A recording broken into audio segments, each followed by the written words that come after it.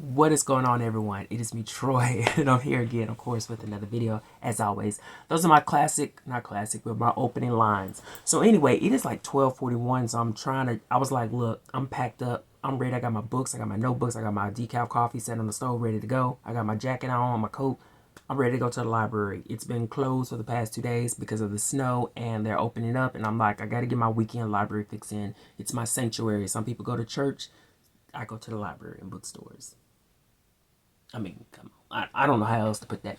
Anyway, you know what I'm saying. But the point is that before I step out, I said, let me just kind of hop on here while I got the energy to share with you guys what it is that I intend to read within the month of January in regards to books that I have checked out from the library as they overlap from 2024 on into 2025. So I want to get this list down. I want to get very disciplined, themed, focused, and read these books down because I'm so tired of myself having these deep cravings for these books that I come across, and they just pile up because I get distracted so easily.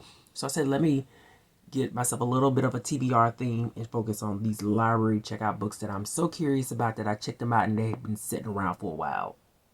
You know what I'm saying? So the first book is a book that I've been wanting to read for so long, finally, is How We Name the Stars by an author with a very beautiful name. My country tongue will not roll that well. But this is the story. It's a coming of age story. But it's about this boy named, I think his name is Daniel Della Luna, or something like that. But he goes to this elite university in like the on the East Coast.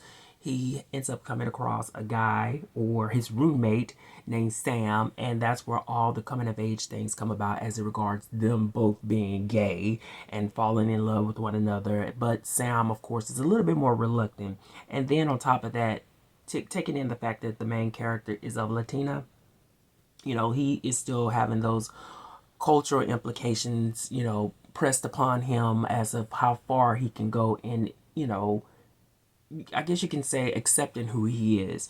But unfortunately, a bad tragedy ends up taking place where Daniel has to go back to Mexico, and that's where it really is a commingling of not only him trying to gather up his fortitude as regards his sexuality, but come to terms or peaceful terms with the nature of his culture, being, of Latina descent. So it's a combination of coming of age, culturalness, all bundled up into one, and I just cannot wait to read it because it's been on my list for a long time, and I think I've checked this book out for probably about 4 weeks now.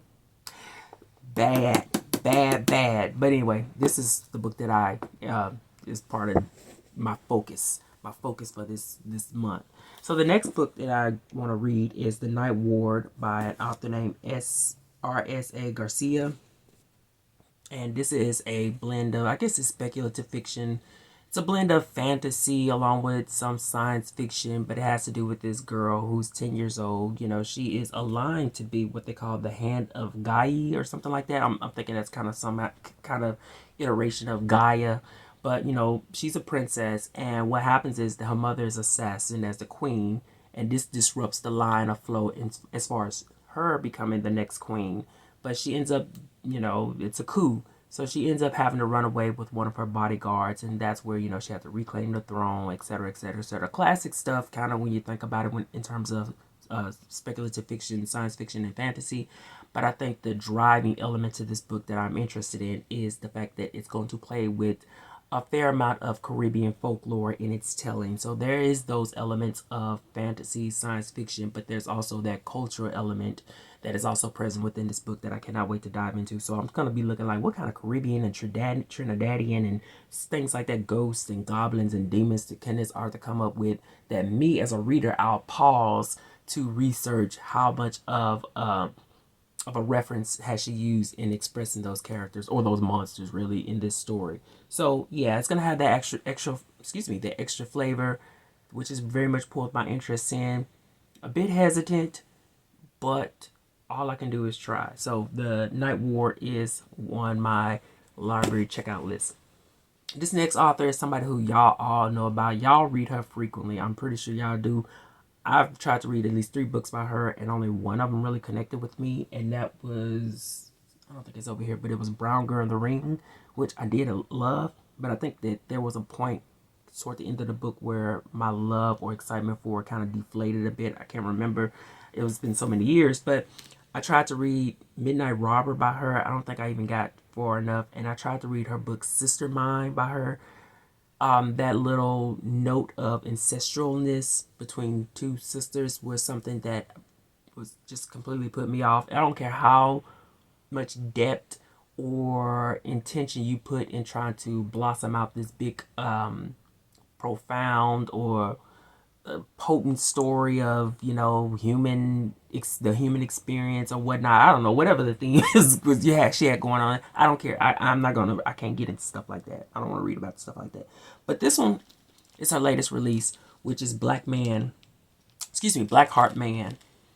And of course, the cover is so beautiful, and I'm just like, please don't do this to me. Please don't let me down. I am feeling this blend of African and Native American vibes on this cover. Like, Nalo Hopkinson is very hit or miss with me, as I've already expressed. So I'm hoping that this rejuvenates my thirst for her particular level of storytelling when it comes to speculative fiction. But here's a picture of the author here, which you guys know. And I am urging anybody who has read this book to give me a good word. Obviously, the cover pulled me in. Obviously, the cover is the main reason why I want to give this author another shot, hoping that she don't try to do too much and try to sell me too much to the point where I'm just in sheer bizarre land. I'm trying to understand what it is that she's trying to land with her storytelling concepts and themes. But this has to do with this man here who is in a polyamorous relationship. And I guess what you can say is the biggest threat has to do with this. Maybe we can think of like a tribe of sort of specific kind of demon cross humans, maybe, who are residing in this tar pit. They were buried there by these witches ages ago, and all of a sudden they're starting to sprout about and wreak havoc once again within whatever land that this author has created for these characters to be within. But they're still in the children within this guy's tribe, and I'm presumably within his polyamorous family. And that, of course, is where he has to, you know, solve such evil, nefarious deeds that have come upon his doorstep. So that's probably not the best way I can dress this book up based off of what I read from the synopsis. But all in all, the intention for me personally is just to be swept away into this speculative fiction world where the author is going to build upon both Native American and African themes and concepts and folklore as expressed by the previous book to tell a decent story without going too far over the edge to the point where I'm just lost about what it is her intentions are. So anyway, Black Heart Man is here, and yes, I cannot wait to read it. Sometimes covers do sell a book, especially for me being curious about some things and being trepidatious about some authors, and you know, after repeated offenses. But we'll see. And speaking of that, keep note of that because what I'm currently reading is Son of the Storm by Suya Davies Okungbowa. Pardon me. Anyway, I am currently on page 250 of this book. Look at Blanche Devereaux. And this is the book that I'm about to go to the library and read because I am freaking loving this book. I am loving this book. Now, here's the thing. When I was referring to my trepidatiousness, it does give like a little bit of a young adult YA feel. This is absolutely no shade, but I can't do it. But my curiosity, thankfully, was much more persistent than my hesitation. And thankfully, it's paying off because I'm enjoying this book so much. It's a fantasy book with a lot of African themes to it. I think West African themes to it.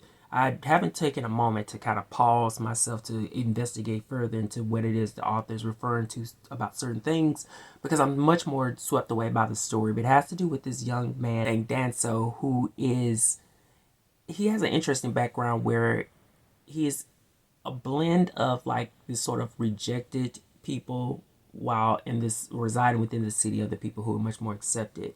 And it has a lot to do with the fact that his mother is an outsider in this colony, whereas his father is, you know, present within, and his father's the one that raised him. But Danso is an interesting character to me as far as fantasy because thankfully this author decided not to make him like a rogue type archetype character. He is not a thief. He is not an assassin. He is not studying at wizardry school. He's not studying to be a warrior. He's actually much more of a scholar, much more of a researcher. And I think even kind of on there, given some of the context I've gotten out of his story, I think he's kind of on his way to being like a lawyer of sorts. And that's one of the things that I really draws me into this character. But there are multiple characters within this story that I enjoy. Actually, pretty much all of the narrative that populate this book I'm enjoying, especially like the character of Esme, as she is like the anti-hero in a lot of sense. But you know, I love the girls when the girls be thugging it out in these books. But I'm really enjoying this book. I'm getting to the second book. I plan on reading the second book. And that's where I'm going to be leaving this video off because I am just 12:52 and I'm ready to go. So, yes, Son of the Storm is, I cannot wait to get back and swift up back up into this world. But anyway, guys, that is it. And I'm going to go now because I really want to go. I got to go.